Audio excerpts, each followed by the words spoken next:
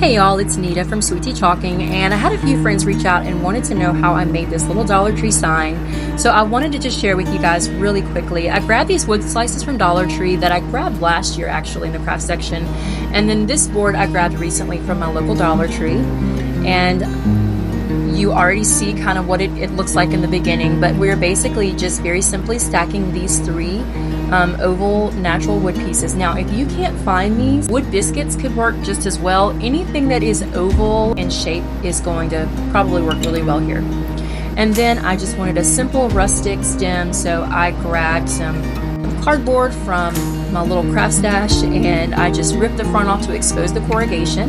And then I'm going to paint them in the colors Orange by Waverly, Ivory by Waverly, and Sage by Folk Art, and they're all chalk paints. So easy, super easy here. First step is just to paint everything in one good coat, making sure that you're getting all of the angles front and side, because you will be able to see it on the side once it's mounted on the board.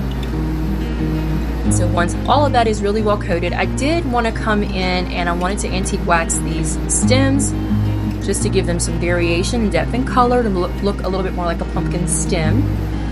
Once I dry brushed over all of those, I glued them on, and then I did pull them up. I wanted it to be a little bit longer than it was when I first glued it, because I want it to be able to be seen once I put all the berries and things like that on it in a minute. I did cut away that back, and I'm going to keep those beads for another project. Of course, you can keep yours exactly how it is. You don't have to mount yours like you see in the picture. That's just one variation or option. So I'm using antiquing wax, and this is Waverly antiquing wax, just one good coat, letting it dry, and then I'm going to grab my candle that I've had for a couple years now, used it for just this purpose, and it just keeps going. But I'm rubbing this candle all over the place. You've seen this method probably a million times, but it's really a cool technique.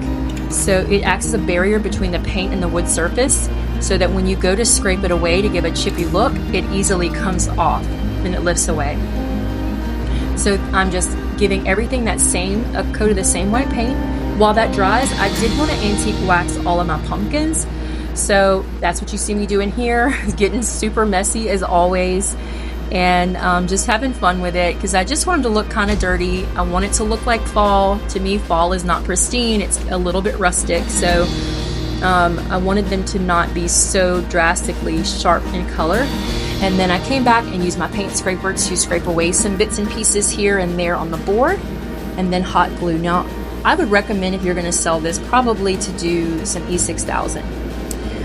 But I was out at the moment, so I just had to use my Gorilla hot glue.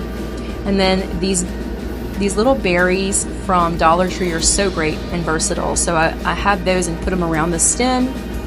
And then I put the dowel rods into a piece of wood that I already had, but you can totally use wood that you can grab from the Dollar Tree to do the same thing. And then I'm using some coffee stained fabric. This is actually a coffee stained sheet that I'm using here in the back, and I had to keep reminding myself that I have to keep this bow small because it's a very small project, but sometimes I go a little bit overboard, and so I had to I had to shrink it down a little bit. And then I'm going to come on top of that with some coffee stained gingham, same process, and then tying it up, fluffing it really well, and then of course I have to trim it. But this is some Sweet Annie. You don't have to use the greenery. You can use any cute, fun greenery that you have in your stash. And then, of course, I added a button to it, and that's it. Super simple, super fun little craft for fall. Hope you guys have a blessed day.